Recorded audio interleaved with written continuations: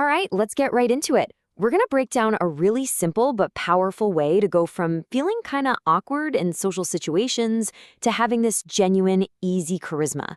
And here's the secret. Forget trying to be interesting. Today, we're going to learn how to be interested. So here's our game plan. First, we're going to figure out what it even means to be a social NPC. Are you one? Then we'll dive into the Socratic secret that just flips the whole script. After that, we'll get into the actual tools, some pro-level strategies, and then finally, we'll get you ready for your very next conversation. Okay, so let's kick things off with a feeling that I bet a lot of us have felt. That feeling of just being kind of invisible in a conversation. You know the feeling, right? You're standing there, you're in the group, but the conversation is just happening to you or maybe around you. It's like you're waiting for someone to toss you a line, to give you your cue to speak. If that sounds even a little familiar, you might be falling into a very specific social role. Think about it like a video game. An NPC is just there. They're part of the world, but you can't control them. They just react. Well, a social NPC feels the exact same way. You end up being passive, reactive, and honestly, it just feels like you're filling space. But here's the crucial thing, and I mean this. This is not a personality trait. It's a habit. It's a strategy. And it's something we can totally change. So, if being an NPC is the problem, what's the fix? Well, it all starts with this one core idea, a simple shift in your thinking that honestly changes everything. And this, right here, is the trap we all fall into. We think being charismatic means we have to have the coolest stories, the wittiest jokes, the most amazing life. So we spend all our brain power just waiting for a gap in the conversation so we can jump in and prove how interesting we are. But that's not charisma. That's a performance. This slide just lays it out perfectly. The old way, the NPC way, is all focused inward. It's about me, trying to be interesting. But the Socratic way, it's a complete 180. It's all focused outward. You're not waiting for a turn to speak. You're actively creating turns for other people by being genuinely curious about them. You see the shift? Just let that sink in for a second.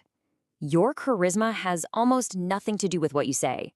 It's all about the feeling you create in the other person. When you make someone feel truly heard, when you make them feel like they're the most fascinating person in the world, they reflect that feeling right back onto you. That's the secret. Okay, so theory is great, but how do we actually do this? Well, it's not some kind of magic, it's a skill. And your number one tool for the job is the Socratic question. Now, let's be clear, this is not an interrogation, okay? It's all about being genuinely curious. We're moving away from those simple questions that just get a yes or a no. Instead, we're asking questions that kind of open a door. You're inviting them to share a story or an opinion, or just to think a little deeper. You're not just asking a question, you're handing them the mic. And what's so great about this is how simple it is. It's basically a three-step dance. First, you just listen. Listen for a little spark, a hook. It could be anything. They mention they love hiking or they're stressed about work. That's your hook. Step 2. Instead of just saying, oh, that's cool, you ask a how or a why question. Wow, what is it about hiking that you love so much? And then step 3, and this one is key. You follow the emotion. If they seem really excited, ask them what's so exciting about it. You're basically just being a guide, helping them explore their own story. Okay, so once you've got that basic rhythm down, you can start to level up with some more advanced plays, especially for those situations that feel a little trickier. 2 really powerful tools to add to your kit are Banter and something called isoplay.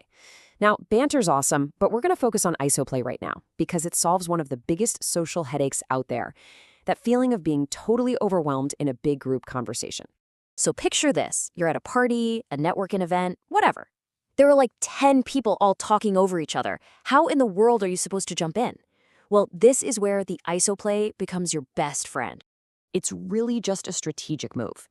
Instead of trying to juggle the entire group's attention, you just pick one person, maybe the person standing next to you. And you use your Socratic questioning to create a tiny temporary bubble, a one-on-one conversation right there in the middle of all the chaos.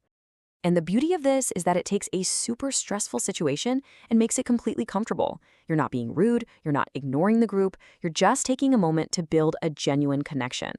After a few minutes, you can do it with someone else. The point is, you're in control. You're navigating the chaos instead of letting it drown you. So let's pull all of this together. We've talked about the problem, we've learned the new mindset, and we've got the tools. Now it's time to actually use them. This is the journey we've just laid out. It's all about shifting from being a passive observer to being an active creator of connection. You stop trying to be the most interesting person in the room, and you become the person who makes everyone else feel interesting. And trust me, that is real charisma. And really, that's what it all comes down to. This isn't just an idea to think about. The very next time you talk to someone, you have a choice. Don't worry about what to say. Instead, just ask yourself, what can I ask to make this person feel seen and understood? Who are you going to give the gift of being truly, deeply listened to? Because making that choice, that's what turns a background character into the person everyone wants to talk to.